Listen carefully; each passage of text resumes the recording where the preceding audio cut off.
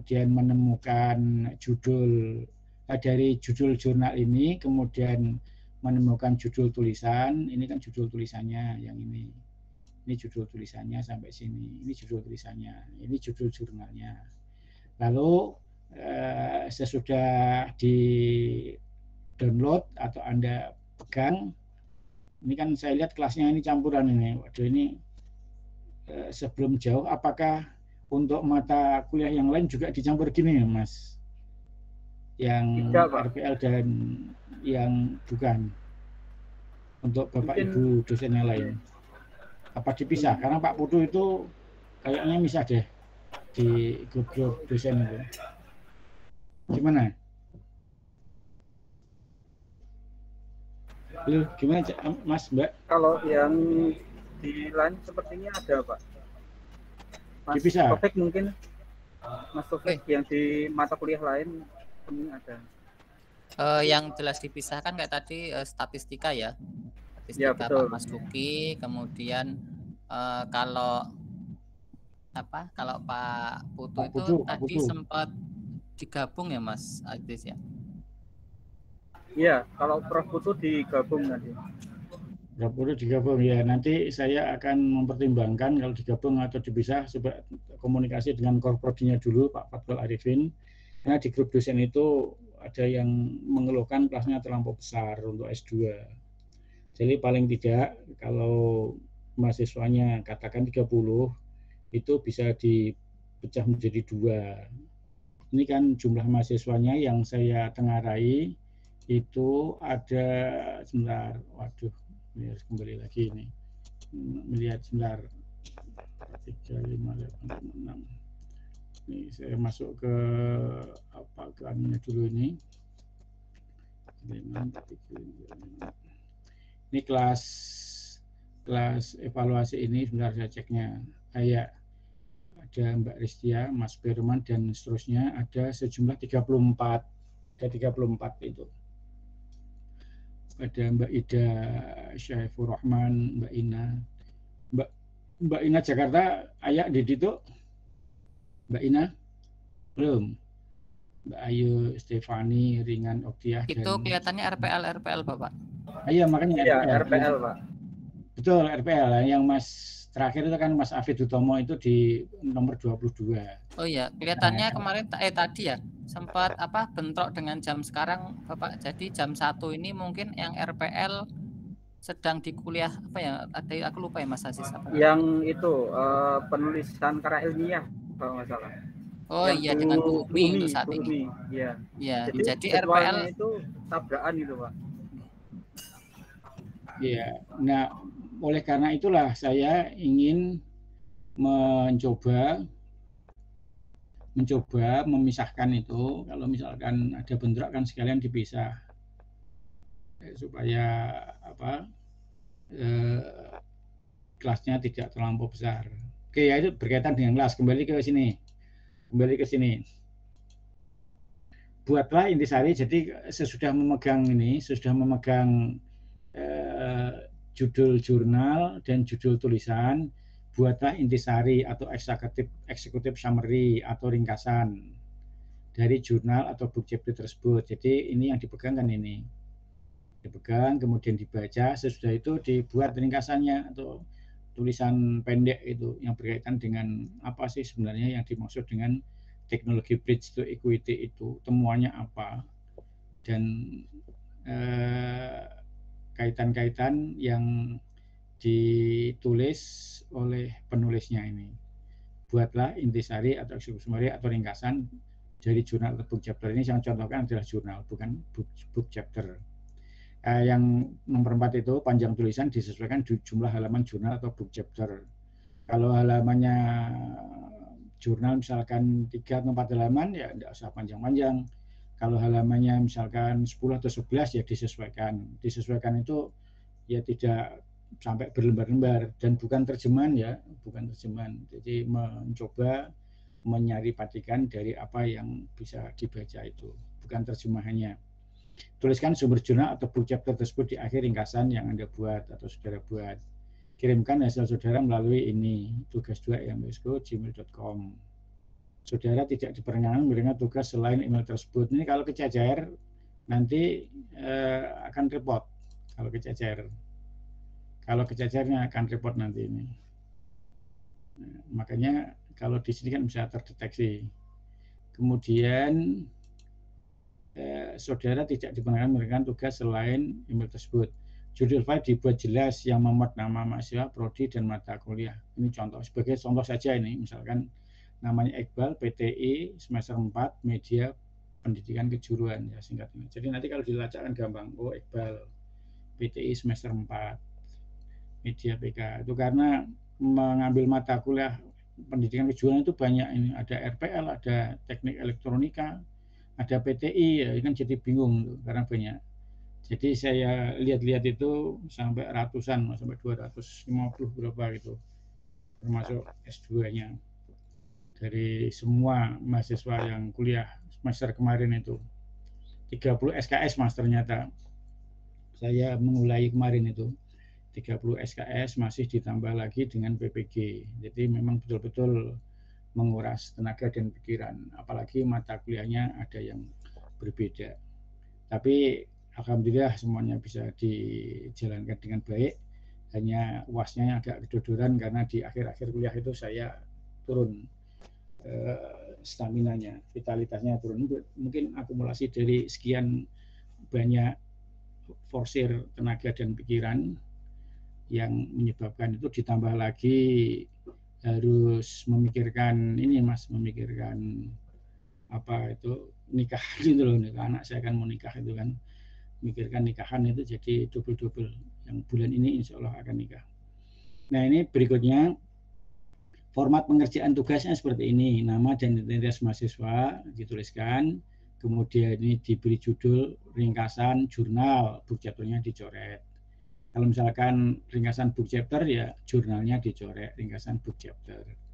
Ini batang tubuh ringkasan atau tulisan itu taruh di sini. Yang terakhir itu tadi kan ada tuliskan sumber jurnal atau ringkasan yang buat menuliskan sumbernya ini, sumber bacaan.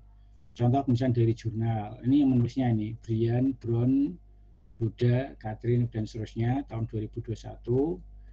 Judulnya kan ini tadi, ini kan judul jurnalnya yang cetak kuning. Judulnya ini. Kemudian yang dicetak miring itu justru judul jurnalnya. Aturan UNY loh ya, ini aturan UNY. Jadi ini penulisnya, ini karena banyak itu bisa berapa ini, 1, 2, 3, 4, 5, itu 5. Nanti bisa tulis Brian Brown, ini ada komanya ini ya, namanya ini ada komanya ini kayaknya ini deh. Nah, ini ada komanya ini kayaknya ini. Brian Brown, namanya itu Brian Brown. Coba saya ceknya dulu. Namanya Brian Brown. Penulisnya itu sebentar. Penulisnya Brian Brown. Nah, ya ini mesti harus dibalik ya. Yang penulis pertama harus dibalik. Jadi nanti penulisnya itu Brian Brown, berarti Brown dulu ini. Brian Brown, nah, berarti ini menulisnya ini dipotong saja. Nah, ini baru koma. Ini titik koma mestinya ini ya. Nah, Philip Buddha itu namanya. Jadi yang dibalik yang pertama. Ini judul jurnalnya justru yang dicetak miring. Ini judul tulisannya. Nah, judul tulisannya yang ditaruh di awal dan tidak miring dan tidak bold, ditulis biasa. Nah, dicetak miring adalah judul jurnalnya. Nih, saya kira seperti ini, saya kira jelas. Nah, untuk kelasnya Mas Taufik nanti saya beri buku kumpulan dari tulisan-tulisan TEL. Nah, nanti bisa dipilih, dikeroyok bareng-bareng itu, nanti kan ilmunya akan tambah. Ilmunya nanti tambah itu, karena satu buku. Sementara yang TEL dari kelas RPL berlaku ini. Kalau misalkan tidak menemukan yang berbahasa Inggris, berbahasa Indonesia pun enggak masalah, silahkan.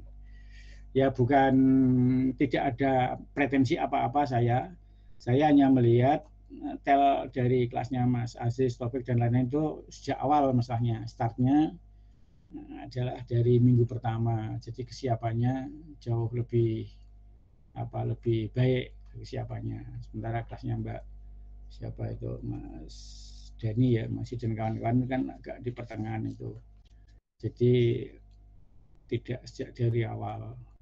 Nah, oleh karena itu saya hanya melihat itu dari kesiapannya, saya kira lebih siap untuk diberi bahasa asing.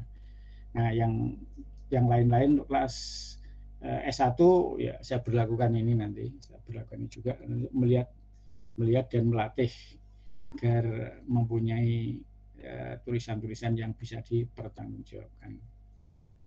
Kalau saya punya waktu banyak itu bisa dicek satu-satu tentang plagiarismenya, tetapi nampaknya akan time consuming gitu, konsumsi waktunya menjadi bisa berjam-jam atau bisa berpuluh-puluh jam itu untuk mengoreksi sekian banyak. Nah, nanti tugas yang masuk ya kalau dipandang layak itu ya nilainya akan tetap A. Kalau nanti tugasnya kurang layak ya saya turunkan, bisa menjadi A- dan bisa menjadi B+.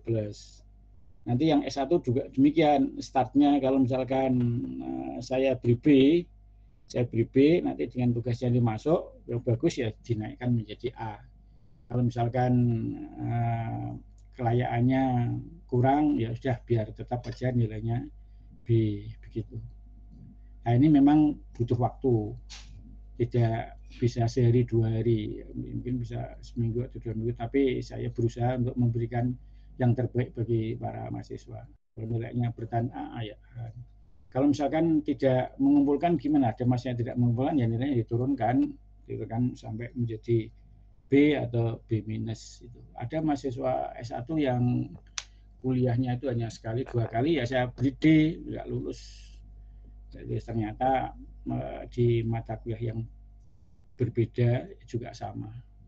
Jadi itu berasal dari mahasiswanya sendiri, mahasiswa S1 tapi nggak mengikuti syarat tertib, hanya di awal kuliah, kemudian tugas juga nggak masuk, mau diluluskan gimana. Nah, yang RPL itu ada yang startnya ada startnya di tengah-tengah dikejar pengumpulan nilai, maka di antara mereka saya beri nilai B, ada yang B-. Nanti tugas ini menyusul, andai kata bisa masuk ya bertahan B atau bisa meningkat menjadi A- atau A. Kalau misalkan acek ya tetap kita buat B gitu aja. Itu sebagai ukurannya Mas, dan saya mohon maaf ini agak terlambat, memang penjaringan bisa melakukannya senang mungkin, se-enjoy mungkin lah untuk mengerjakan tugas ini. Tidak saya tuntut harus 2 hari atau 3 hari, monggo. Paling tidak ya ini masih di awal-awal kuliah, seminggu saya kira cukup lah, seminggu cukup. Karena untuk Mas Aziz, Taufik dan kawan-kawan kan tidak usah mencari ini, karena nanti sudah saya beri. Tapi bagi teman-teman yang lain kan mencari, misalkan tidak ketemu bahasa Inggris, bahasa Indonesia pun tidak masalah. Kalau S1 dibebani yang berbahasa Inggris ini agak berat, meskipun ada di antara 1-2 mereka itu juga mempunyai kemampuan yang lebih, ada 1 atau 2 orang. Tapi untuk menyamaratakan biarlah saya bebaskan aja, lebih utama berbahasa Inggris. Ini kan jurnal bisa berbahasa Inggris, lebih utamanya berbahasa Inggris.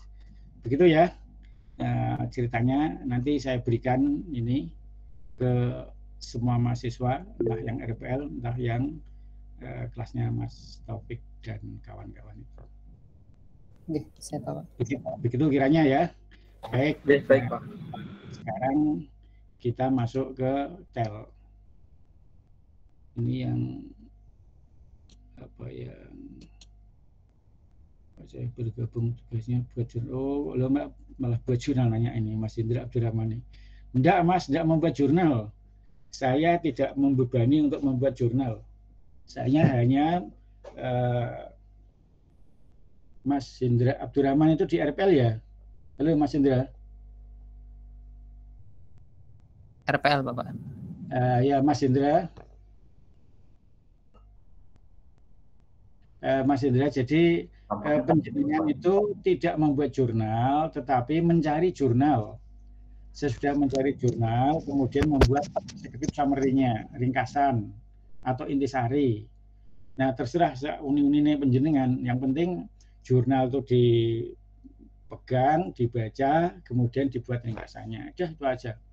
Nggak usah yang sulit-sulit. Nah, nanti hasil dari tulisan itu kan akan nampak alurnya. Ini saya tunjukkan salah satu contoh ketidaklogisan mahasiswa di dalam membuat tulisan ya. Ini sangat malu nih sebenarnya saya. Waktu itu yang mengajar adalah saya bahasa Indonesianya, tapi tulisannya muncul seperti ini.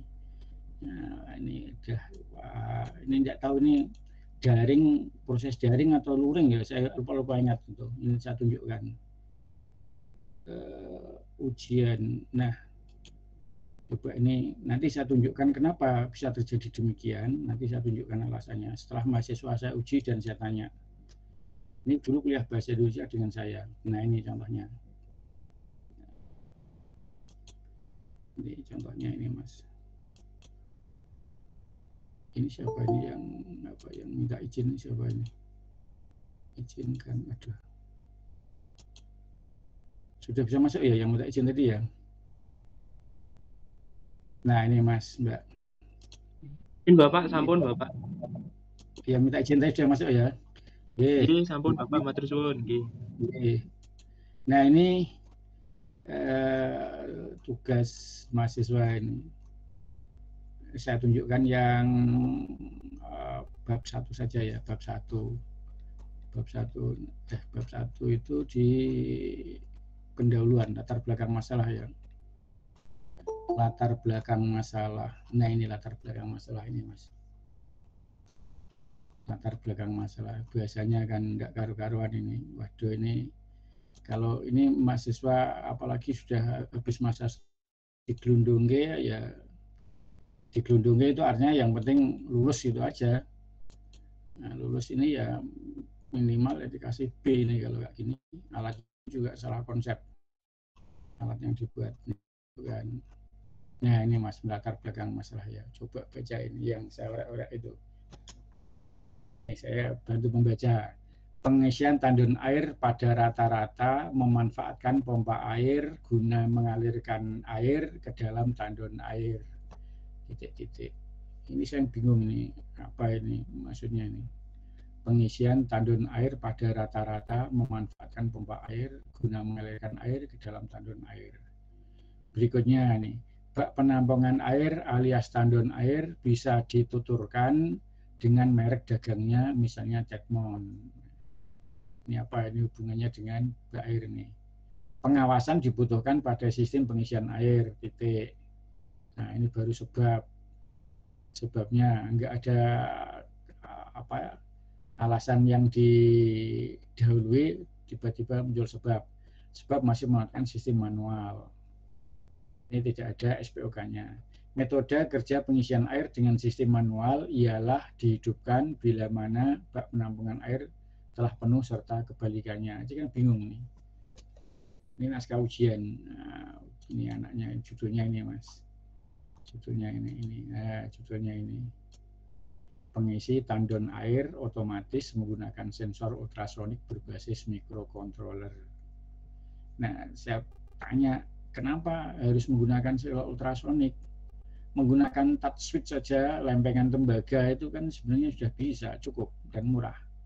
Kalau ultrasonik itu sebagai sensor jarak biasanya ya. Nah, ini berkaitan dengan penggunaan air, seberapa akurasinya apabila pergerakan air itu kan ya tidak begitu jauh kan, mengapa harus pakai sensor ultrasonik? Nah, ini. Nah, konsepnya ketika saya tanya itu bingung sendiri. Oh iya, saya juga bingung Pak lah. Saya itu tanya loh, malah Anda bingung. Begitu dia sendiri malah bingung. Ya, terkait dengan teknis. Pertanyaan kan berkaitan dengan bahasa dan teknis. Itu Mas salah satu contoh ya. Nah, ini dulu bahasa Indonesia yang mengajar saya ini. Saya tanya, tapi nggak saya tanya nilainya dapat apa Mas. Saya tanya dulu yang mengajar bahasa Indonesia saya siapa Mas? Saya ya iya Pak. Waduh, hasilnya jadi begini. Nah ternyata selidik punya sidik. Saya tanya, kok bisa seperti itu? Kenapa Mas? Nah, jawabannya ini Pak, ketika sebelum ujian itu kan dicek pakai Turnitin. Turnitinnya menunjukkan similarity-nya itu tinggi, mungkin 70 atau 80. Nah, untuk menurunkan angka similarity itu, mahasiswa kan harus ada upaya mengubah susunan kata-katanya atau frase kalimat kan dirubah. Nah, dirubahlah mungkin muncul semacam ini, dituturkan atau titik dua, atau tambahi kata air itu, dan seterusnya. Seperti bawah ini. Manual ialah dihidupkan, ya, menyisip-nyisipkan kata-kata yang kadang-kadang tidak dibaca kembali konteksnya. Nah, sesudah dicek, sudah dibegitukan, dicek kembali kepada Korprodi untuk maju ujian, mungkin akhirnya similarity-nya sudah turun sekitar 20. Yang diizinkan kan 20%. Mungkin kalau anak-anak D3 ya bisa sampai 25 lah diizinkan 25%. Nah, itu tidak kembali ke pembimbing. Akhirnya pembimbingnya juga kaget. Loh, waktu di awal itu saya baca tulisannya enggak seperti ini loh Pak. Tapi kok kenapa ini begitu ujian menjadi enggak karu-karuan. Nah, itu sidik punya sidik seperti itu Mas. Ternyata efek dari Turnitin untuk menurunkan similarity yang angkanya besar menjadi kecil.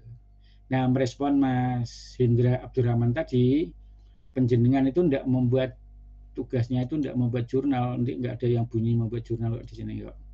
Ini kan nggak ada yang berbunyi membuat jurnal. Nah, nggak ada kan. Buatlah intisari atau executive summary atau ringkasan dari jurnal atau book chapter, jelas ya nampaknya ya. Buatlah intisari atau executive summary atau ringkasan dari jurnal. Nah, jurnal atau ringkasannya dari mana ya ini yang saya contohkan ini. Pilih salah satu topik, berarti pertama melakukan browsing. Browsing, misalkan kuliahnya TEL ya, misalnya kuliahnya TEL. Browsing yang berkaitan dengan jurnal TEL atau book yang berkaitan dengan TEL. Nah, itu dipegang salah satu jurnalnya, kemudian dicari topik yang sesuai. Nah, ini salah satu contoh media pembelajaran kejuruan. Mendapatkan jurnal bunyinya Learning Media Technology and Media Technology. Kemudian dibuka-buka, ternyata menemukan judulnya ini teknologi bread to equity and so on dan seterusnya. Nah, lalu dari ini dibuat ini ringkasan intisari atau executive summary atau ringkasan. Jadi ini diringkas. Nah, ringkas panjang tulisannya berapa? Ya menyesuaikan. Misalkan Anda mampu membuat 1 halaman ya 1 halaman. Misalkan kalau misalkan panjang tulisannya 5, kemudian penjelasan buat ringkasan menjadi 4. Nah, ini ditengarai mesti terjemahan pakai Google itu. Tapi kalau ringkasan kan misalkan jumlahnya 10 halaman dibuat menjadi 1 halaman atau 1,5 halaman kan cukup. Nah, itu berarti memang benar-benar ringkas. Baru sudah itu tuliskan sumber jurnal. Menuliskannya ya seperti ini tadi. Nah, ini menuliskannya contoh. Jadi tidak ada kata-kata yang membuat jurnal. Tugasnya adalah mencari jurnal, membaca, kemudian membuat ringkasan. Hanya bedanya itu tadi yang saya sampaikan, kelasnya Mas Taufik dan kawan-kawan akan saya beri satu bundel buku khusus terkait dengan TEL itu. Sudah saya siapkan, nanti tinggal ngirim. Kalau misalkan nanti saya belum melihat kapasitasnya itu berapa megabyte, kalau besar ya nanti saya lewatkan drive, kalau mungkin tidak ya saya lewatkan ke WA itu. Begitu Mas Hendra Abdurrahman. Nah, nanti masing-masing saya kirimkan ini ke grup penjenengan. Begitu ya. Ada yang mau disampaikan? Mbak Ayu Stefani. Ya, poin yang khusus kelas RPL agar meningkatkan ini berlaku ini RPL berlaku ini nanti saya kirimkan ya. Nah, yang Aziz ya ini saya kirimkan tetapi tidak perlu melakukan ini loh. Nanti saya benernya sudah ada, semuanya berbahasa Inggris. Karena saya lihat sudah mampu lah, sudah banyak waktu presentasi kemarin itu kan saya melihat bagus-bagus sehingga mestinya tidak ada kesulitan. Ya tidak perlu panjang-panjang, disesuaikan dengan jumlah tulisannya. Baik, kalau tidak ada pertanyaan lebih lanjut, saya masuk ke pelajaran mata kuliah kita pada sore ini.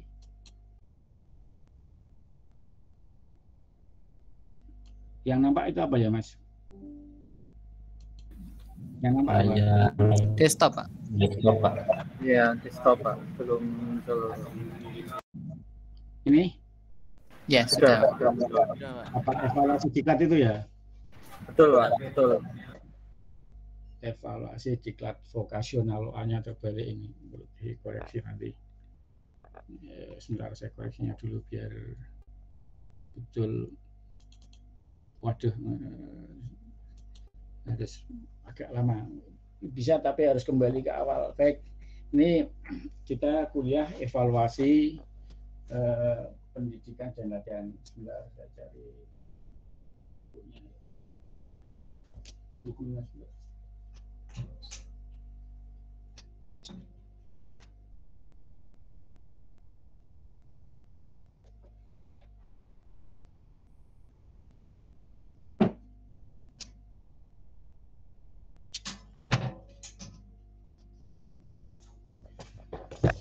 Baik, ini kuliah evaluasi pendidikan dan latihan vokasional. Apa isinya sebenarnya?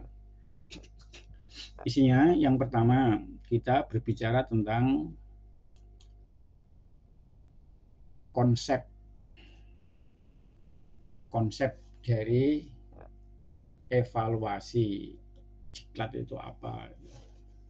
Konsep itu berarti kan semacam filosofi ya, dasar-dasar dari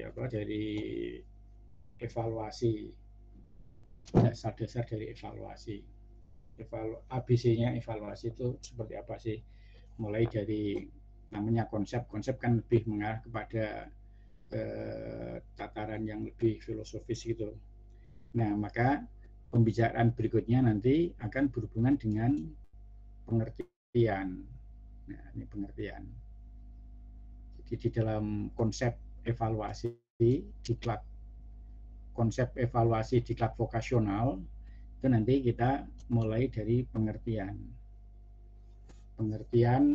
evaluasi.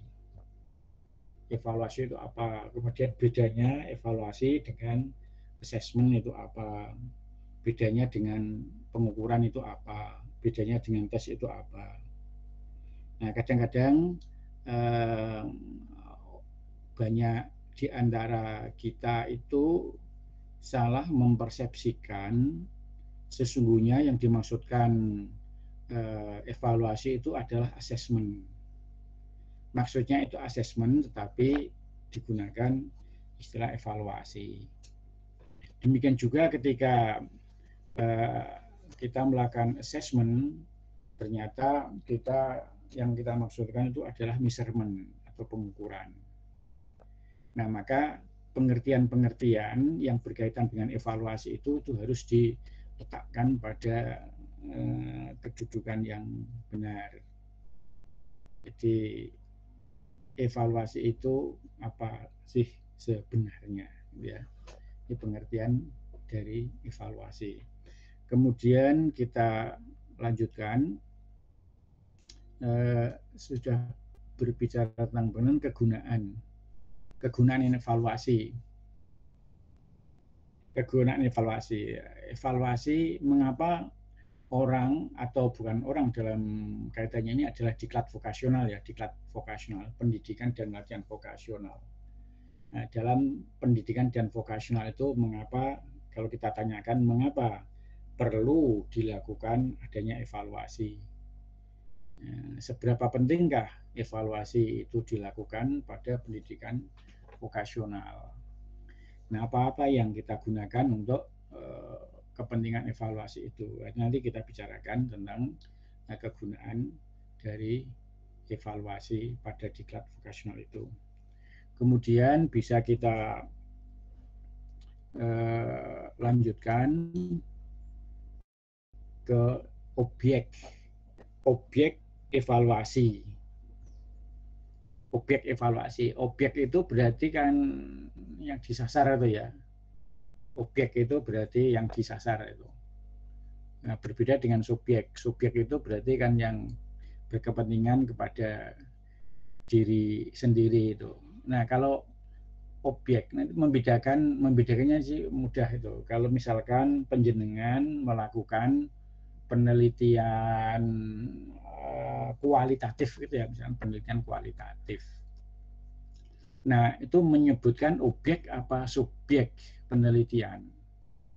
Kemudian siapa yang dimaksud sebagai objek dan siapa yang disebut sebagai subjek penelitian.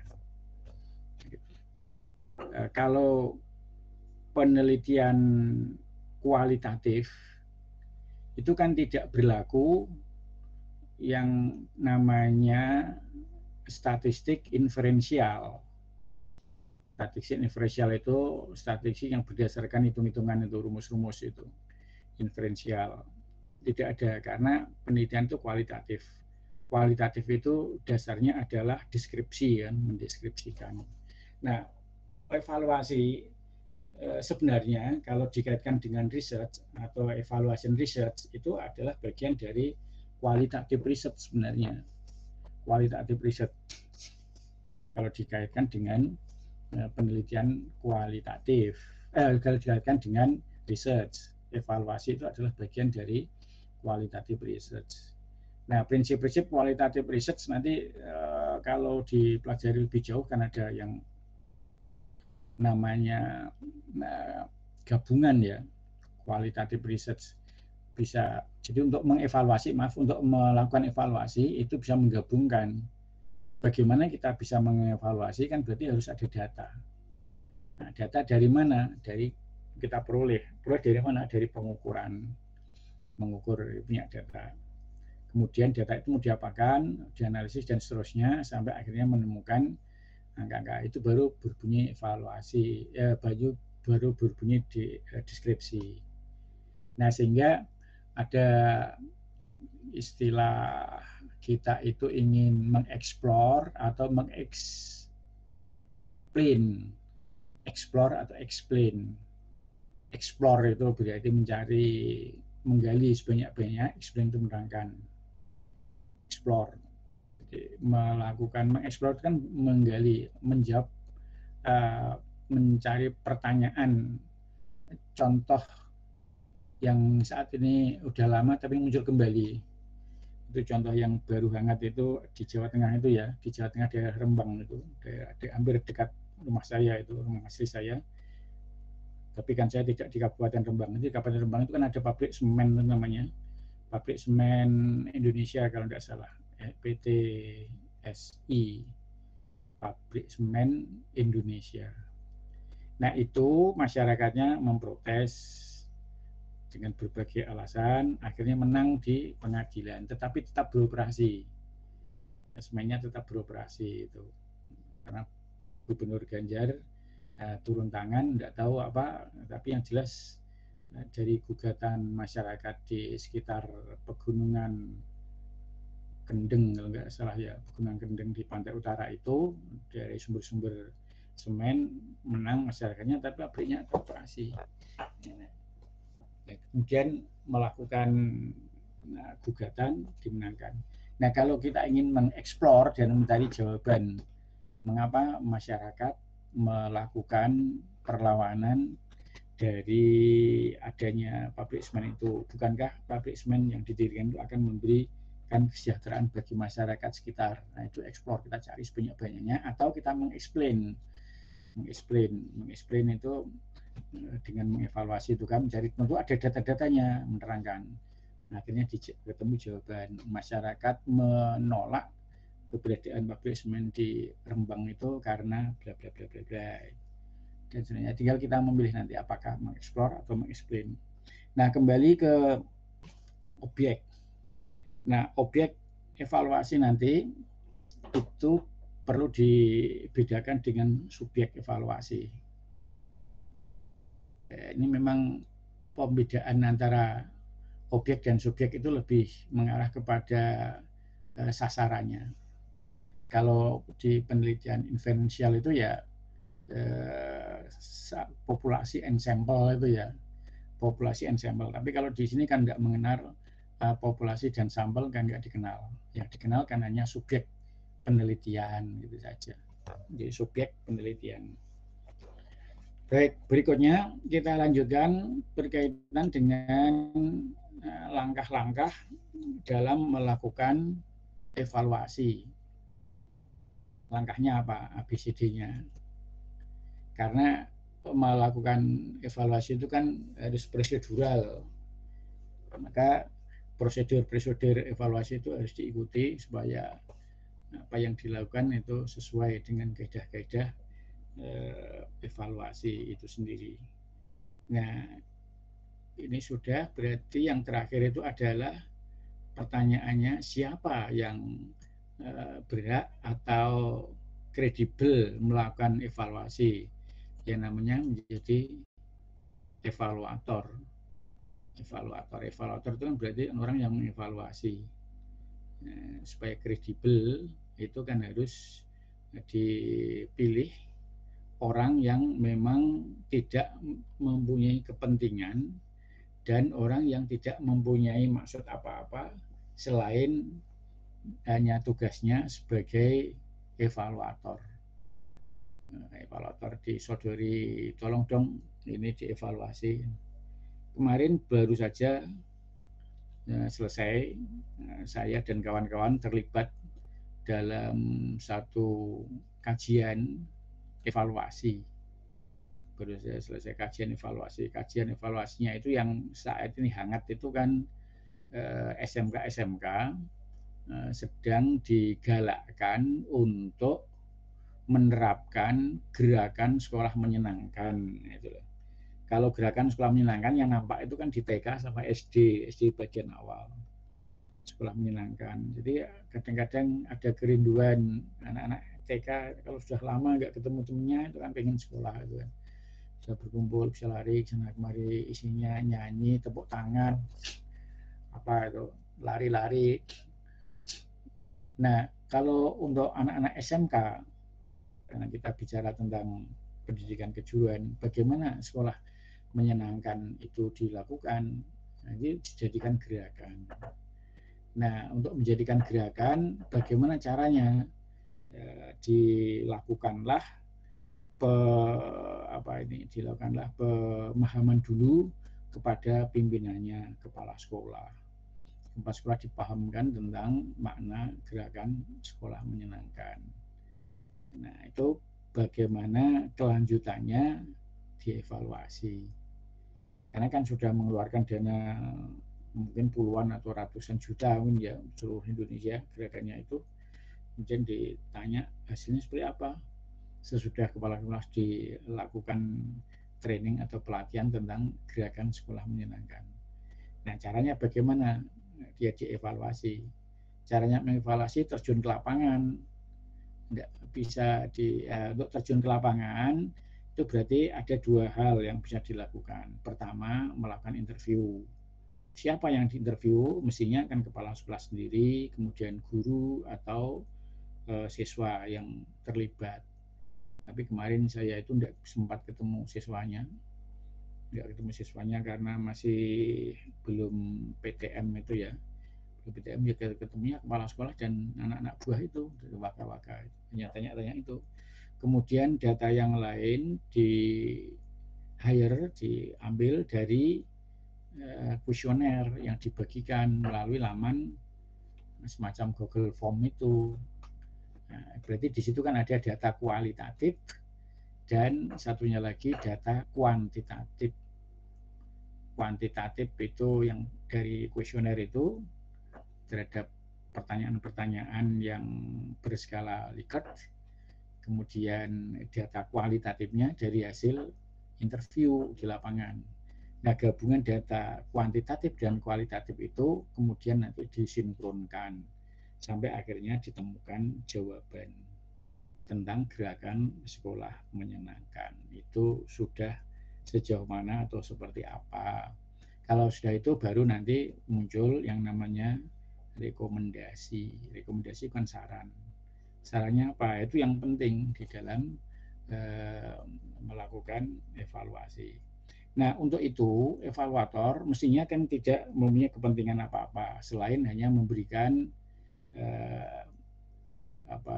rekomendasi tadi berdasarkan data-data yang diperoleh, kemudian dapat dituliskan satu rekomendasi. Dapat dituliskan satu rekomendasi. Rekomendasi itu yang sesungguhnya jawaban dari adanya evaluasi. Tetapi kalau berdasarkan pesanan ya nanti akan berbeda lagi bunyinya. Tapi kan ada yang bilang, tolong dong ini ada kegiatan ini dievaluasi, tapi hasilnya nanti dibunyikan ini ya, nah gitu. Ini disediakan dana sekian 100 juta, sudah beda lagi itu. Nah, ini sudah tidak murni evaluasi untuk mencari perbaikan, tetapi evaluasi untuk menyenangkan siapa yang mempunyai kegiatan itu. Evaluator. Maka evaluator harus dipilih orang-orang yang benar-benar kredibel. Ini filosofi dari atau konsep dari evaluasi. Nah, berikutnya penilaian.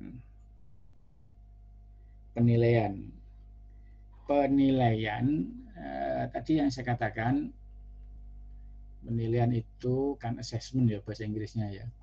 Evaluasi itu evaluation, assessment. Nah, assessment ini kan semacam memberikan tafsiran atas angka-angka itu penilaian. Nah, misalkan saya memberikan tugas seperti itu tadi, nah yang masuk, tugasnya masuk, kemudian diukur dari tulisan yang sudah dibuat. Ukurannya apa? Ukurannya kan bisa dilihat dari keselarasan topik yang ditulis, topiknya, kemudian cara penuturannya, sampai kebenaran menuliskan sumber. Nah, itu kalau dari penilaian itu diberi angka A, maka tafsirannya kan adalah excellent, maka penilaiannya menjadi excellent. Itu kan penilaian. Nah, kalau dari satu kelas, misalkan excellent-nya itu kelasnya misalkan 22 ya, excellent-nya ada, taruhlah ada 15, berarti kan 15 per 22 kali 100%, berarti berapa itu? 15 dibagi 22 misalkan 20, itu dibagi 5 itu 4, dibagi 5 itu 3, itu 25, berarti sekitar 75% lebih mahasiswa mendapatkan nilai excellent. Jadi penafsirannya, penilaian itu kemudian ditafsirkan, berarti kelas ini memang dihuni oleh anak-anak yang memang pintar-pintar, kan penilaiannya seperti itu, karena banyak yang memperoleh nilai excellent. Penilaian evaluasi, kita lihat ruang lingkupnya itu apa. Ruang lingkup penilaian. Nah, kemudian teknik penilaiannya seperti apa yang dilakukan, kemudian standar penilaiannya bagaimana, dan yang terpenting adalah instrumen untuk melakukan penilaian. Nah, karena berbicara tentang instrumen, berarti disinilah kita melakukan pengukuran. Jadi kita melakukan pengukuran menggunakan instrumen. Jadi kita melakukan pengukuran menggunakan instrumen. Nah, instrumen itu kan semacam tes.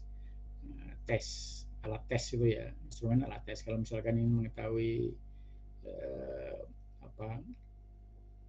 penguasaan terkait dengan statistik, misalnya penjenengan ke statistik, nah dilakukan tes menggunakan apa? Instrumennya apa? Misalkan instrumennya ya berupa kasus atau soal atau fenomena. Nah, dari instrumen yang diberikan itu, kemudian Anda menjawab, bla bla bla bla bla bla, ketemu hasil, itu pengukuran. Tadi kan instrumen disediakan, kemudian mahasiswa disodori instrumen itu tadi, ya itu pengukuran nanti. Nah, dari pengukuran itu nanti kan keluar angka-angka. Ada yang mendapat 60, 70, 80, ada yang 90, ada yang nyaris excellent, sempurna, misalkan 90, dan seterusnya. Nah, angka-angka itu tadi ditafsirkan, penafsirannya namanya adalah penilaian. Nah, dari penilaian itu kemudian ditindaklanjuti, dilihat secara keseluruhan per individu, jadilah evaluasi. Nah, dari evaluasi nanti muncul yang namanya rekomendasi atau saran. Nah, sarannya misalnya kalau kelasnya excellent, ya berarti perlu diberi tantangan lebih supaya mereka menjadi semakin tambah excellent-nya, diberi tantangan lebih, bukan malah diturunkan. Diberi tantangan lebih supaya tantangan itu membawanya kepada perbaikan yang bernilai ekstra gitu, bukan malah diturunkan. Nah, ini sebagai bagian dari rentetan tes atau tes, kemudian tes kan berarti identik dengan instrumen ya, kemudian pengukuran, penilaian, dan evaluasi. Nah, dari bapak-bapak dan ibu-ibu guru PPG itu kadang-kadang menyamaartikan antara assessment dan evaluasi. Menyamaartikan antara assessment dan evaluasi. Padahal evaluasi itu kan, produk dari evaluasi itu adalah rekomendasi atau saran. Tapi produk dari penilaian adalah judgement itu tadi. Kalau lulus atau lulusnya bagaimana, baik atau kurang baik. Nah, kelanjutannya ya baru dievaluasi itu tadi. Lulus tapi yang mendapat angka 70 atau di atas KKM itu hanya sedikit gitu. Lulus sebenarnya angkanya 70 ke atas, tetapi kalau dibandingkan dengan KKM ya masih jauh. Itu kan baru evaluasi nanti. Bagaimana baiknya, kita lakukan evaluasi aja, baiknya seperti apa. Kemudian dilakukan remedial atau rehearsal, atau misalkan kalau bagus-bagus semua pengayaan dan seterusnya. Nah, jadi dua hierarki sudah kita pahami. Pertama tadi dari konsep, yang kedua dari penilaian. Nah, yang ketiga, hierarki yang ketiga itu adalah instrumen. Berbicara tentang instrumen sendiri. Instrumen itu tidak bisa lepaskan dari evaluasi, meskipun evaluasi itu saya katakan tadi lebih cenderung kepada kegiatan yang bersifat kualitatif atau deskriptif, tetapi untuk memberikan rekomendasi itu kan harus punya dasar. Kalau toh tidak melakukan pengungkapan melalui data kuantitatif, kualitatif pun tidak masalah asal bisa dipertanggungjawabkan. Caranya bagaimana? Ya tadi interview seperti yang saya ilustrasikan di Rembang tadi, ada pabrik semen. Kalau misalkan melakukan penelitian kuantitatif, apakah ya masyarakat di sana diberi instrumen untuk diisi? Kan tidak mungkin masyarakat disuruh ngisi instrumen, karena kebanyakan masyarakat adalah masyarakat yang notabene berpendidikan rendah itu ya. Kemudian disodori instrumen, suruh membaca, mengisi, paling-paling nanti anaknya yang suruh mengisi. Sudah diisi saja 1, 2, 3, 4, isi 4 semua saja, jadi malah repot. Nah, makanya yang tepat instrumen itu adalah instrumen yang berupa interview guide atau panduan wawancara. Nah, itu menjadi instrumen nanti. Siapa yang harus memegang interview guide-nya ini? Ya adalah pewawancaranya itu sendiri. Maka pewawancara itu tingkat keabsahan atau validitas atau validity dari instrumen, dalam hal ini adalah orang yang mewawancara itu, sangat ditentukan bagaimana pewawancara atau interviewer itu mengungkapkan. Jadi tanpa memasukkan pikiran-pikiran pribadi ke dalam proses interview itu, harus benar-benar sesuai dengan apa yang dikehendaki, sebagaimana yang termuat di dalam interview guide itu. Interview guide itu panduan wawancara. Nah, saya pernah didatangi oleh 2 orang itu waktu Pilpres yang lalu itu ya. Nah, itu sebenarnya adalah polling untuk mencari calon presiden pada saat yang lalu itu, ditanya-tanya itu. Dia yang memegang instrumennya, saya ditanya-tanya, dia tinggal nyentang-nyentang itu. Nah, sebenarnya kan tinggal menyodorkan instrumen itu, yang didatangi suruh ngisi, beres. Yang datang ke rumah itu membaca pertanyaan, kemudian centang, bercentang, itu kan sama artinya instrumen. Tetapi berbeda kalau misalkan ditanya, misalkan mengapa Bapak memilih pemimpin A, misalkan itu ya, alasannya apa. Nah, itu sambil direkam, pertanyaan nggak sebanyak direkam. Kemudian pertanyaan berikutnya lagi, andai kata pilihan Bapak itu tidak menjadi presiden, sikap Bapak bagaimana? Nah, itu kan nanti bisa ditanya. Nah, baru kumpulan dari pertanyaan-pertanyaan itu bisa dirangkum, muncullah yang namanya rekomendasi. Jadi rekomendasinya, bila Bapak A ini mencalonkan diri menjadi presiden, kemungkinan akan mendapat dukungan dari masyarakat. Nah, tinggal pemilihan sampelnya itu kalau tepat ya bisa mewakili. Saya tidak tahu bagaimana seluruh Indonesia itu yang 270 juta hanya diwakili oleh sekitar berapa ribuan orang itu bisa menyimpulkan. Itu saya yang belum paham caranya bagaimana itu ya, memilih respondennya untuk mencari calon pemimpin yang tepat itu. Saya belum tahu ini tanya ahli statistik aja. Baik, ini instrumen yang kita bicarakan berkaitan dengan tes. Nah, tes. Kalau evaluasi ya dalam kaitannya dengan evaluasi ya, apakah ada tes ya bergantung objeknya dievaluasi itu apa. Ini korelasinya dengan apa ini ya? Instrumen itu korelasinya dengan ini penilaian ini tadi. Instrumennya ada di sini, itu sesungguhnya adalah instrumennya ada di sini nih. Ini berkorelasi, maka saya katakan nih, instrumen ini dengan instrumen itu berkorelasi, tes. Kemudian lanjutannya apa? Pengertian tes. Karena tadi saya katakan ada tes, ada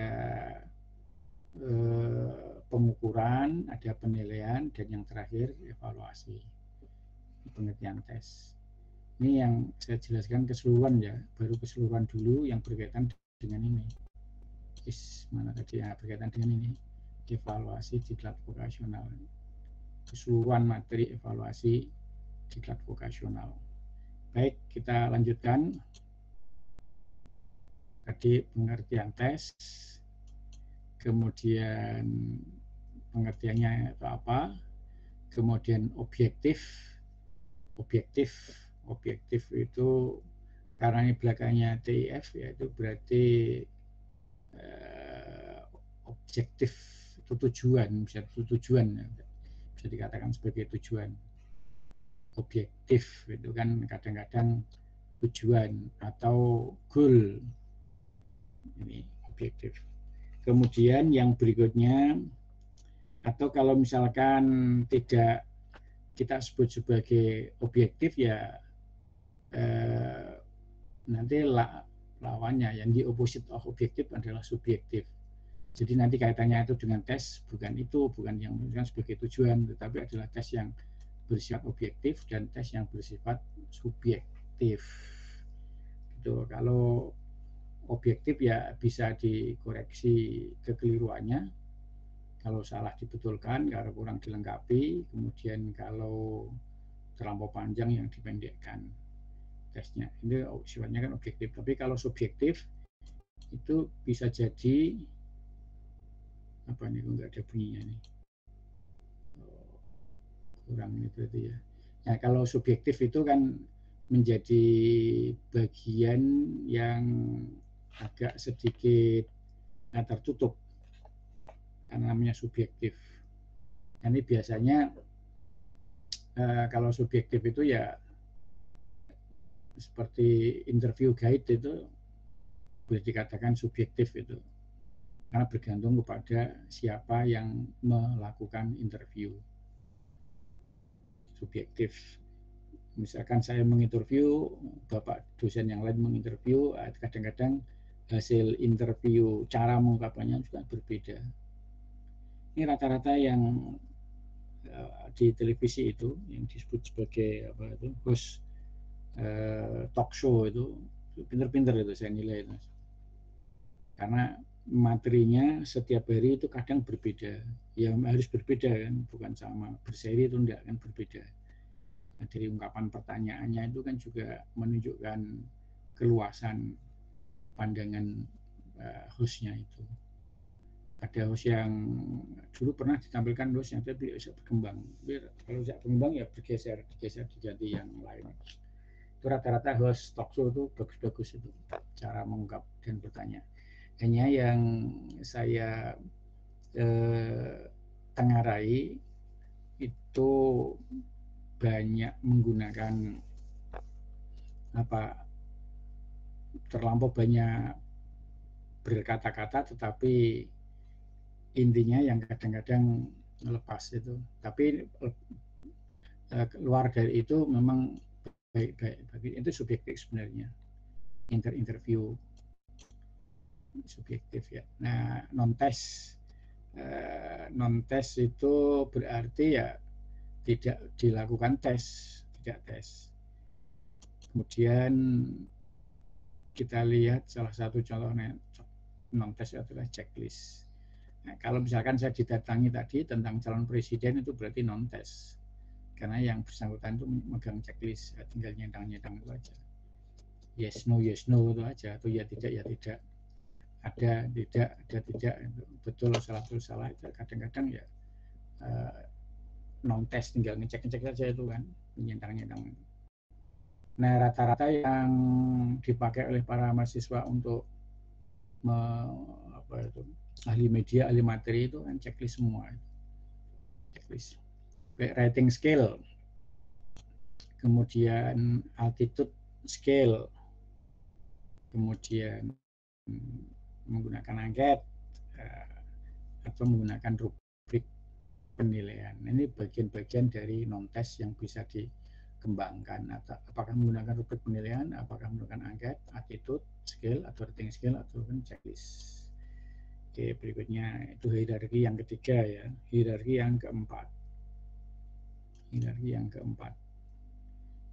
yang keempat berkaitan dengan instrumen, itu validitas instrumen. Ini validitas ada kaitannya dengan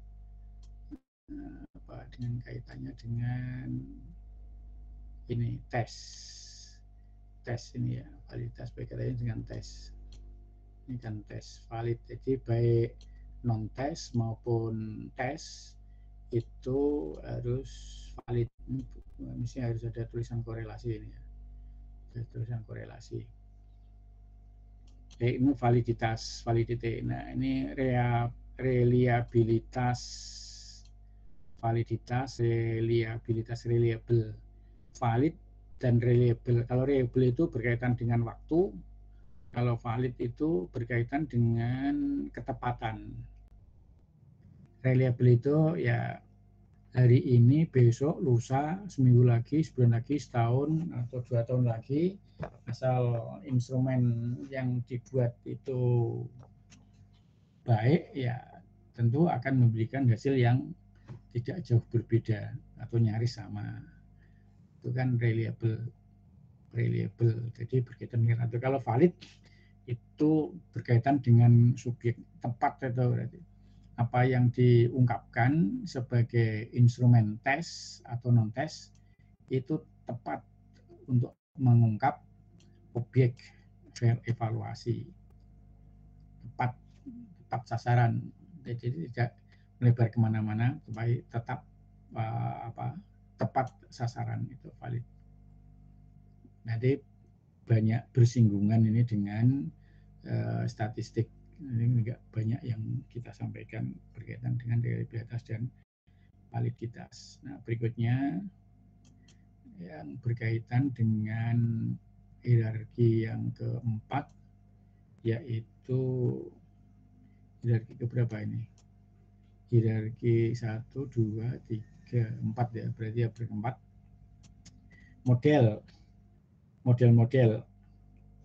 Model-model evaluasi. Ya, ditengarai model-model evaluasi itu banyak. Ada model Kipratik yang terkenal ini, kemudian model Brinkerhoff juga terkenal digunakan. Ini model CIPP, Context Input Process Product. CIPP, Context Input Process Product. Kemudian kita lihat korelasinya kemana ini dia ini.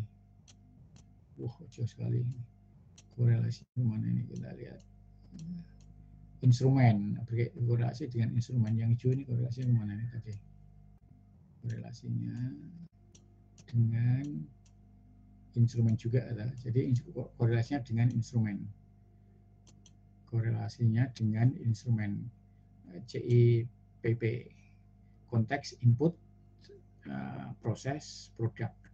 Produk itu output. Itu CIP, OO juga bisa.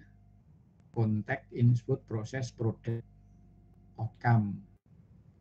O ini outcome. Kalau misalkan kita kasih O, nah ini kita kasih O, itu berarti outcome. Kalau misalkan ini CIPP proses produk itu diganti O, ya berarti ini OO. Cipo, konteks input proses output produk. Outcome. Konteks input proses output outcome, atau konteks input proses produk outcome. Evaluasi model yang lain itu masih banyak sebenarnya, tidak hanya dari Kipratik dan CIPP serta Brinkerhoff. Ada model-model yang bisa digali lebih lanjut tentang model evaluasi itu. Nah, berikutnya nanti ujungnya para mahasiswa itu bisa membuat proposal evaluasi. Komponennya apa saja sih proposal evaluasi itu? Kemudian komponennya, proposal evaluasi komponennya apa saja sih? Nah, ini kan komponennya apa saja. Nah, komponen-komponen dalam proposal evaluasi itu kan paling tidak ada latar belakang masalah. LBM itu latar belakang masalah. Kemudian juga ada yang namanya tujuan evaluasi untuk apa? Ya, standar penulisan ilmiah itu ya, latar belakang masalah, tujuan. Ada identifikasi masalah, ada apalagi rumusan masalah. Ya, standar penulisan itu kan ada batasan masalah. Jadi komponennya paling tidak ya ada latar belakang masalah, identifikasi masalah, ini latar belakang masalah, identifikasi masalah, batasan masalah, rumusan masalah, dan tujuan. Paling tidak kan itu. Nah, nanti bisa dilanjutkan ke manfaat evaluasi. Baru apa yang lain-lain nanti bisa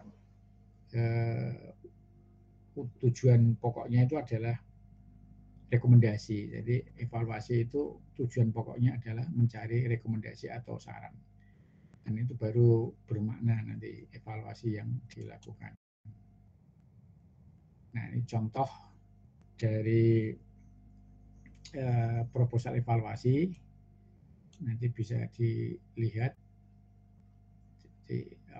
contoh evaluasi apa, kemudian objeknya di mana, kemudian kaitan antar variabel satu dengan variabel lainnya seperti apa, kemudian yang diharapkan rekomendasinya seperti apa di proposal.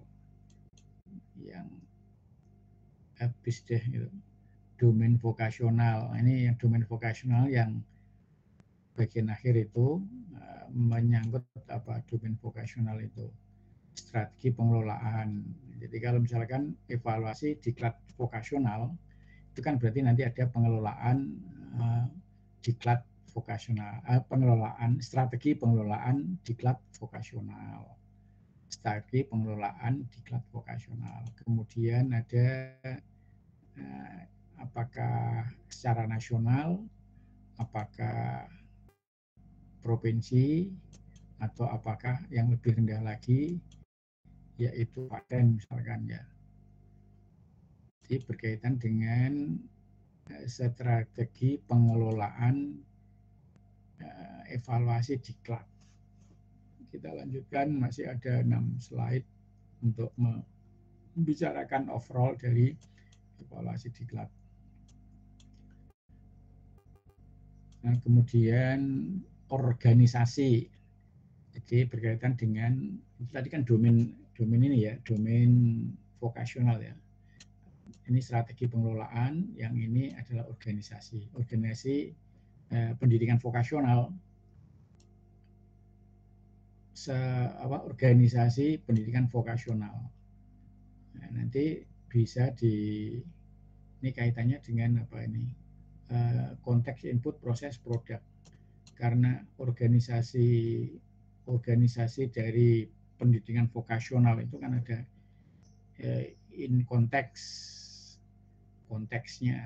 konteks pelaksanaan pendidikan vokasional SMK apa itu kan, konteks, kemudian input dari pendidikan vokasional, proses produknya yang diharapkan seperti apa, kemudian what next after produk itu dihasilkan.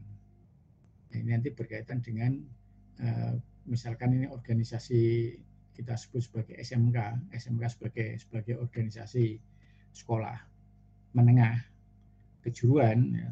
Ini kan SMK itu sebagai organisasi. Nanti apa yang diharapkan dari proses pendidikan di SMK itu? Nanti bisa dievaluasi melalui metode CIPPO, konteks input proses produk. Nah, kalau misalkan harapannya lulusan yang dihasilkan terserap di industri, nah itu nanti dilihat. Nah, yang saya ceritakan tadi tentang gerakan sekolah menyenangkan itu ya begitu, konteks input proses produk kami lakukan dengan ini CIPP itu. Nah, sesudah kepala sekolah dilatih, kemudian bagaimana kepala sekolah itu menyebarluaskan hasil pelatihan berkaitan dengan gerakan sekolah menyenangkan. Nah, sesudah kepala sekolah tadi menyebarluaskan kepada siapa, kepada guru, karyawan, dan murid. Nah, nanti prosesnya jalan enggak itu, prosesnya dilihat. Nah, kalau prosesnya dilihat, nanti produknya seperti apa. Produknya itu nanti kaitannya dengan ini, TEFA itu Teaching Factory. Teaching Factory itu kan berarti anak-anak kalau sekolah di SMK merasa senang karena bisa beraktivitas sesuai dengan keinginannya. Misalkan hasilnya, sebut saja misalkan di Solo itu ya ada SMK warga atau apa, yang SMK yang terkenal itu dari kompetensi yang dihasilkan. Di situ nanti anak-anak bisa menghasilkan karya-karya yang laku jual sehingga mendapatkan bagian dari misalkan kesejahteraan itu ya, kesejahteraan berupa apa, memberikan makan siang gratis atau mendapatkan apalah itu, jadi anak-anak senang. Jadi belajar itu menyenangkan. Nanti kalau sekolah keluar dari situ, ini outcome-nya kan, outcome-nya nanti begitu anak-anak sudah keluar, outcome-nya bagaimana? Outcome-nya nanti bisa bekerja di tempat-tempat yang dituju dengan welcome. Nah, itu kan menyenangkan sekolah. Jadi dievaluasi menggunakan CIPP. Berikutnya 3 slide yang terakhir tentang advantage keuntungan dari organisasi pelaksanaan organisasi PTK itu diklat PTK itu diklat vokasional advantage. Kemudian yang terakhir advantage itu apa, keuntungannya, kerugiannya, atau faktor pendukung, faktor penghambatnya, dan yang terakhir itu desentralisasi pengelolaan diklat vokasional. Nah, inilah yang kita dapatkan selama kuliah 1 semester ini. Nanti ya kita sesuaikan di dalam perkembangannya. Setidak-tidaknya apa yang saya sampaikan itu nanti menjadi panduan materi kita. Nah, tentang midterm dan sebagainya nanti ya tidak berupa soal. Kalau soal-soal itu saya akhir-akhir ini tidak begitu menyukai, misalkan menanya-nanya tentang apa, misalkan apa tujuan dari evaluasi, produk evaluasi itu apa, jelaskan, berikan contohnya. Saya tidak suka seperti itu sekarang. Nah, saya memilih bagaimana para mahasiswa itu bisa mengungkap pikirannya secara original dalam bentuk tulisan-tulisan. Nah, itu saya lebih bisa mengetahui tentang kemampuan dari penjenengan semua itu. Paling tidak ya 60 atau 70% bisa dibaca dari situ.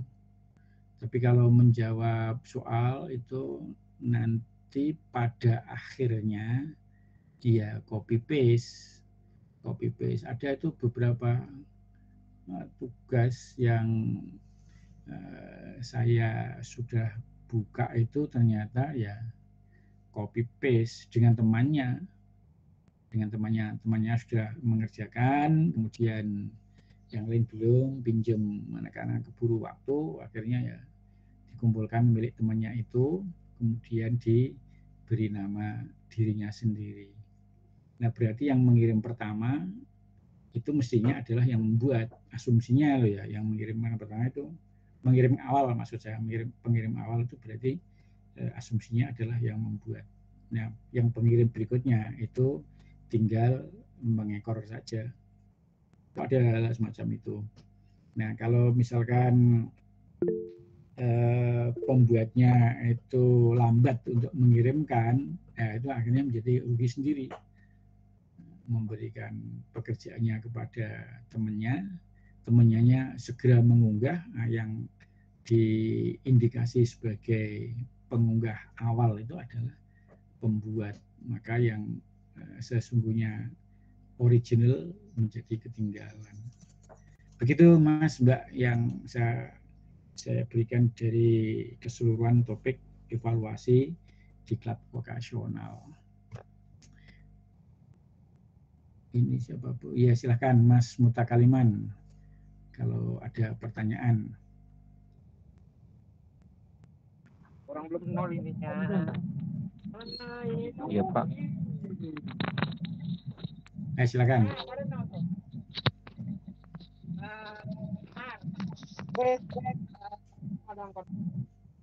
Loh, ini angkat tangan, apa yang mau disampaikan?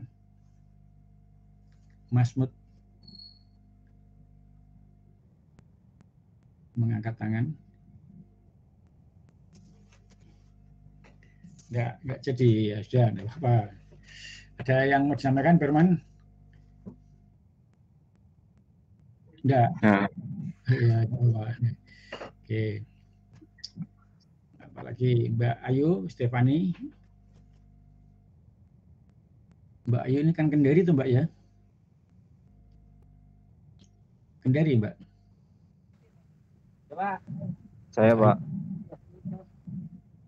Itu Mbak Ayu Stefani nih. Ya Pak. 49.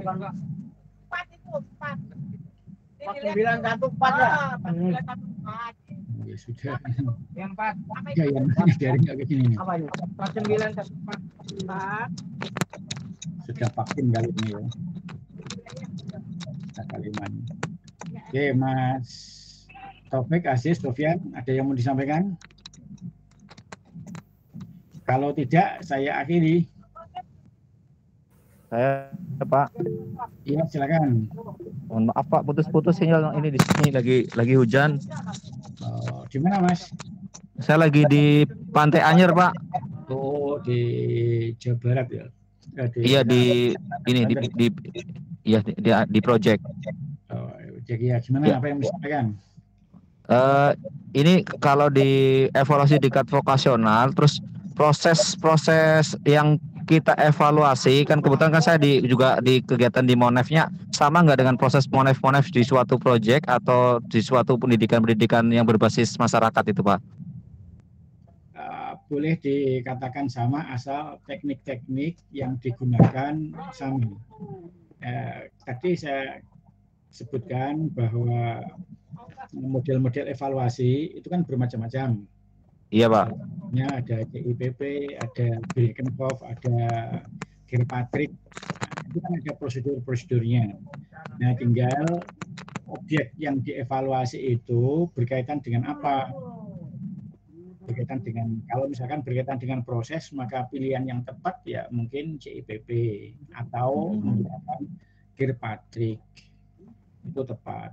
Tapi kalau objeknya tidak melibatkan proses, semacam produk saja, ya kita gunakan. Jadi kita tidak melihat prosesnya, hanya menggunakan produknya saja. Yaitu nanti kita bisa gunakan model evaluasi yang lain.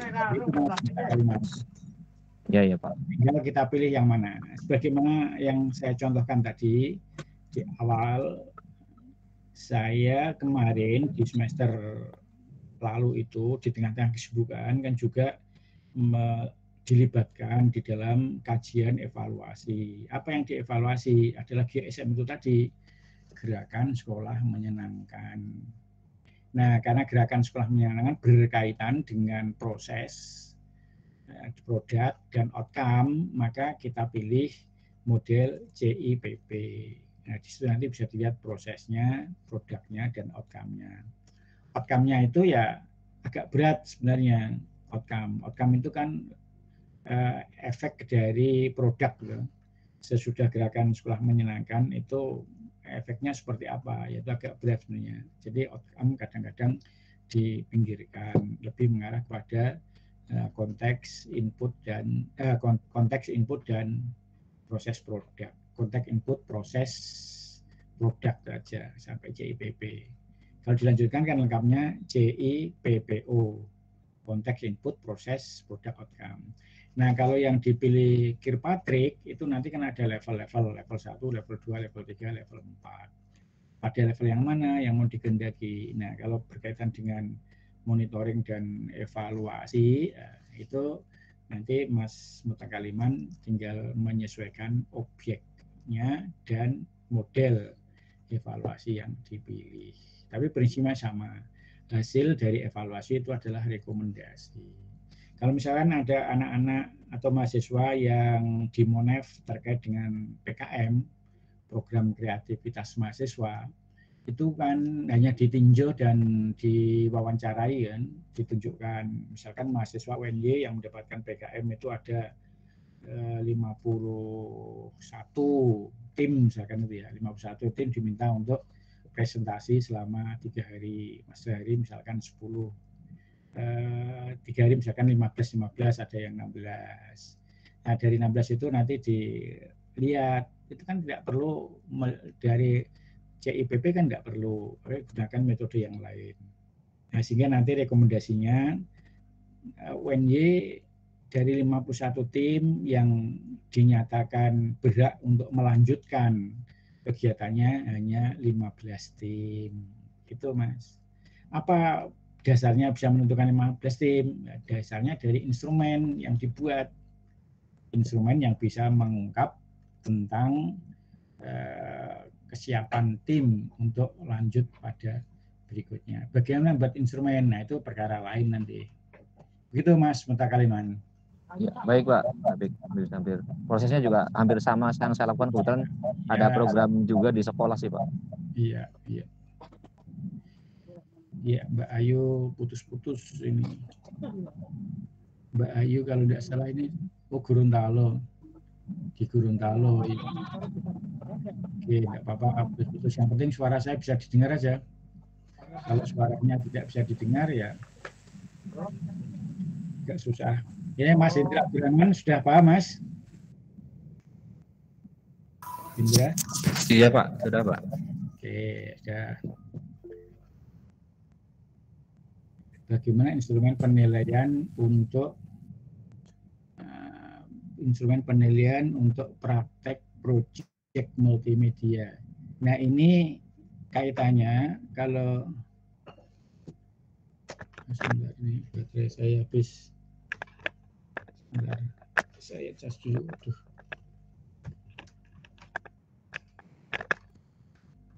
Ini habis, sebentar.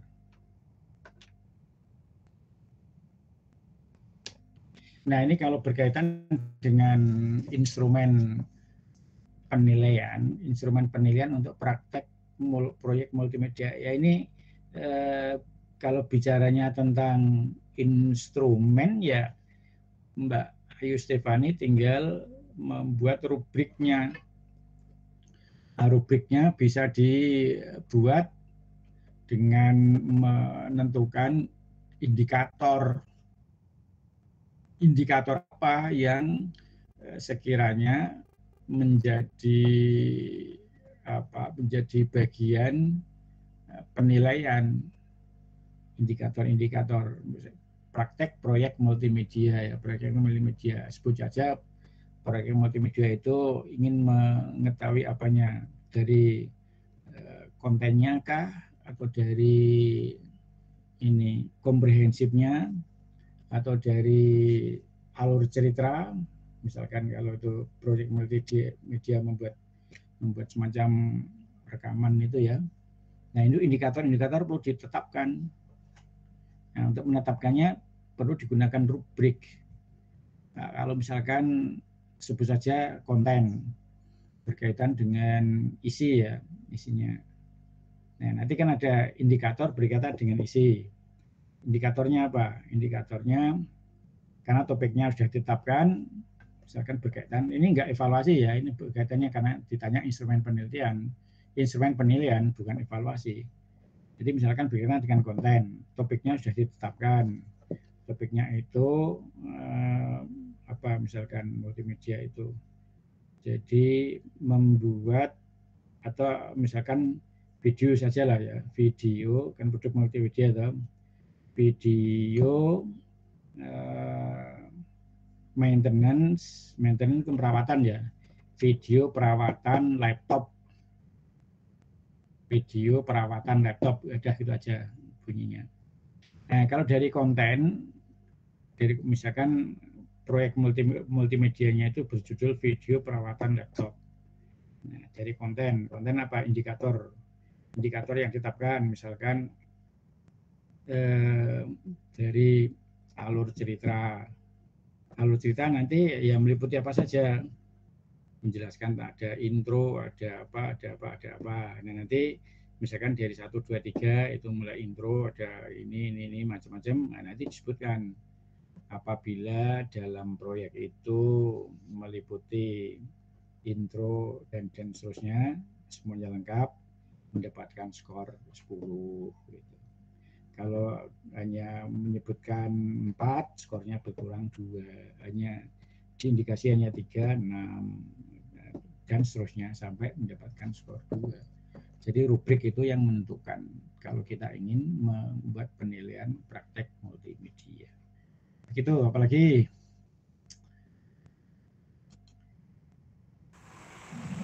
Pak, saya Pak. Ya, Risman, silakan. Pak, mohon maaf Pak. Kalau kita di SMK apa kan? Iya. mulai kita lakukan evaluasi itu bagusnya dari mana gitu? Apakah dari awal atau setelah misalnya tentang suatu produk gitu. Nah terus SMK ini kan konflik ya Pak, termasuk ke sarana prasarana juga menentukan gitu dan hal lain itu. Itu ada persentase tersendiri nggak Pak untuk evaluasinya atau secara umum keseluruhan gitu Pak? Terima kasih Pak. Baik, ini pertanyaannya Mas Risman terlampau melebar. Artinya melebar begini, fokusnya itu dimulai dari mana ya. Nah, perlu ditetapkan dulu objek evaluasinya. Evaluasi apa dulu? Evaluasi hasil belajar kah? Atau evaluasi guru kah? Atau PBM? PBM kan evaluasi hasil belajar, evaluasi PBM, atau evaluasi apa yang mau, itu harus ditetapkan dulu. Nah, kalau misalkan berkaitan dengan evaluasi hasil belajar, berarti kan produk itu ya, nanti hasilnya produk. Evaluasi hasil belajar, hasil kan produk dong. Nah, kalau misalkan satu sekolah itu ada taruhlah 30 guru ya, kepala sekolah mengadakan evaluasi hasil belajar. Jadi masing-masing guru nanti dibebani untuk melakukan evaluasi terhadap hasil belajarnya sendiri-sendiri, nanti baru dikumpulkan. Nah, memulainya itu kan sudah kita tetapkan evaluasi hasil belajar. Berarti nanti tanggung jawab evaluasi adalah pada guru masing-masing. Nah, nanti guru mengevaluasi ya, tentang hasil belajarnya.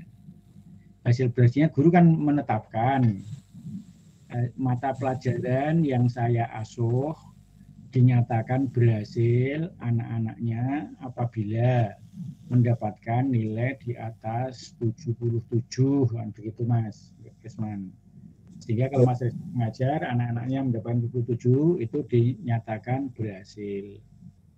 Nah, kalau berhasil berarti evaluasinya nanti akan berbunyi itu, evaluasi hasil belajar mata pelajaran apa pada semester ini tahun sekian. Rekomendasinya apa nanti? Rekomendasinya satu, mata pelajaran ini yang saya tidak menunjukkan kemampuan yang baik dari capaian anak-anak karena nilai di atas 77 gitu. Sebanyak sekian 10% atau 80% ke atas. Kemudian rekomendasi yang kedua, anak-anak yang mendapatkan nilai kurang dari 77 itu hanya 20%. Sebabnya ini. Rekomendasinya berbunyi. Nah, untuk itu supaya mereka bisa lulus semua, perlu dilakukan ulang atau rehearsal atau biasanya remedial, nah, sehingga nanti tanpa ada yang ketinggalan. Gitu Mas Risman. Tetapi kalau dimulai dari mana dulu ya, apa objeknya, apa yang mau dievaluasi. Misalnya dievaluasi tentang keberhasilan sekolah, ya keberhasilan itu ditetapkan apa indikator sekolah berhasil itu, kan ada banyak bla nanti dipilih salah satu aspek sebagaimana yang Mas Mutakalim tadi tanyakan itu Mas Risman. Sedikit lagi Pak, apakah dia indikatornya langsung kita sesuaikan dengan keterserapan di dunia usaha ataupun industri atau berdasarkan nilai KKM-nya saja gitu kalau kita di proporsional gitu? Boleh, tinggal kemampuan atau kompetensi itu ukurannya apa? Ukuran kalau sudah ditetapkan bahwa angka 77 itu anak-anak kompeten, artinya kompeten itu kan berarti menguasai di sekolah. Apakah dengan kompeten itu diterimanya di industri baik atau tidak? Ya bergantung kepada ini kan industrinya. Kalau industri menganggap itu sudah cukup baik, ya berarti angka 77 itu mewakili kepentingan industri. Tapi kalau tidak, kan bisa dinaikkan lagi. Dinaikkan menjadi 80, nilainya 80 atau di atas itu, sehingga tinggi. nilainya tinggi. Kan ada mahasiswa ITB itu, cerita anak saya yang sekolah di sana atau kuliah di sana, jangan bergembira dulu ketika menjadi mahasiswa ITB. Bisa jadi nanti tahun kedua dikeluarkan ITB, tetapi karena tidak memenuhi kelayakan, kompetensi, bisa jadi dikeluarkan. Karena dimasukkan ke sana kembali tidak bisa. Gitu Mas, kata anak saya loh. Kata anak saya seperti itu, tapi ya kenyataannya ada atau enggak. Tapi yang saya tahu dan hampir semua orang mengatakan itu adalah di STAN itu ya. STAN dulu kan ada D1, D2, D1 dan D3 itu kan. Kalau tidak berhasil langsung keluarkan itu banyak memang omongan-omongan yang berseliweran itu. Kenyataannya tidak tahu karena tidak ada saudara saya yang masuk di STAN. Dasarnya itu. Tapi kalau pernah saya alami sendiri itu ketika di salah satu sekolah menengah lama itu sudah lama sekali. Itu karena memang sedang menjadi proyek. Jadi semua siswa itu dikenakan materi yang sama. Bilmoknya itu sama. Bilmok itu mulai dari ada bangunan, elektronika, listrik, otomotif, mesin. Jadi mewakili sipil, listrik, elektronika, mesin, dan otomotif ya. Itu semua dapat materi yang sama. Misalkan pilihan awalnya itu di elektronika, kemudian setelah mengikuti proses selama 1 meter, ternyata nilainya jeblok di elektronika, yang bagus di sipil, dilempar dia di sipil. Tapi tidak dikeluarkan, dilempar di sipil atau di bangunan. Ya terjadi, itu pernah saya alami, lihat sendiri. Gitu Mas. Nah, maka kembali ke pertanyaan Mas Firman tadi, apakah dengan nilai 77 itu sudah mewakili kompetensi industri atau tidak, ya bergantung pada industri. Industrinya dengan kompetensi anak 77 itu apakah diterima setelah dites ulang di industri. Kalau dites berarti kan bisa dijadikan ukuran.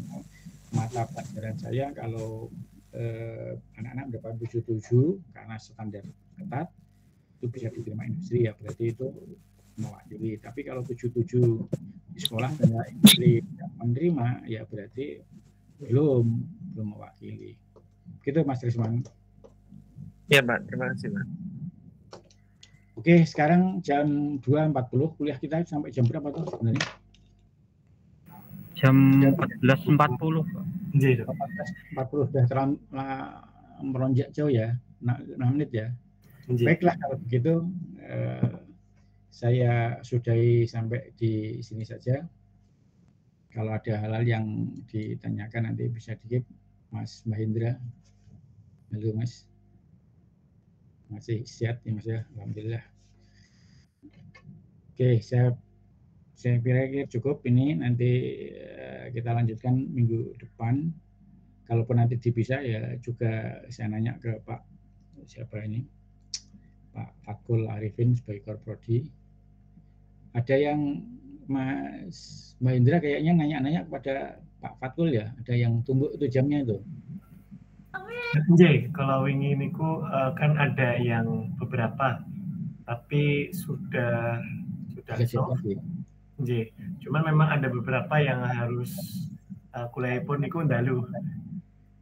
Oh ya, terkait ini tadi ada yang menginfokan ke saya ada Pak overlay dengan mata kuliah lainnya. Overlay itu kan gini, tumpang tindih itu. Overlay. Mungkin yang RPL mungkin. Yang RPL yang overlay. Yang reguler insya Allah sudah sementara sudah. Iya, maka variabel terikatnya kan sudah enggak masalah. Jadi kan variabel terikat. Jim, memang benar yang waktu 1 pekan yang lalu itu untuk mata kuliah ini overlay dengan kalau enggak sistem multimedia statistika. Iya. Oh yang kemarin Mas waktu itu. Waktu itu sudah selesai. Ya, tapi penjurian nggak masalah, yang RPL itu, yang overlay sana kemari. Yang RPL kebetulan yang mata kuliah Pak Putu sudah bisa digeser pagi Pak Pram. Oh gitu. Oke, kemungkinan minggu depan RPL bisa gabung ke mata kuliahnya Pak Pram, insya Allah. Gimana Mbak? Minggu depan? Yang RPL jadwalnya itu yang berarti mata tetap Pak. Oh tetap. Oh gitu ya. Yang sudah. mata kuliah Pak Putu kan tabrakan sama Pak Pram. Tapi yang Pak Putu sudah bisa digeser untuk masuk pagi. Jadi untuk minggu depan insya Allah RPL sudah bisa gabung dengan kelas reguler untuk yang mata kuliah Pak Pram. Ya sudah, tidak apa-apa. Bismillah, banyak apa ya. Bismillah, alon-alon. Tiga, tak boleh. Yang ini juga teman-teman RPL sudah pada bergabung ini Bapak. Gimana Mas? Teman-teman RPL sudah pada gabung sekarang ini Bapak. Oh ya sudah. Sudah. Penting kita bilang sakit kepala saja ya udah nggak bisa apa-apa. Oke ya. Nanti yang saya tayangkan di awal tadi segera saya kirimkan ke Mas Aziz. Kemudian yang lain-lain saya kirimkan melalui grupnya sendiri-sendiri. Termasuk materinya tadi yang saya sampaikan. Begitu ya. Terima kasih. Mohon maaf. Selamat sore. Assalamualaikum warahmatullahi wabarakatuh. Waalaikumsalam warahmatullahi wabarakatuh.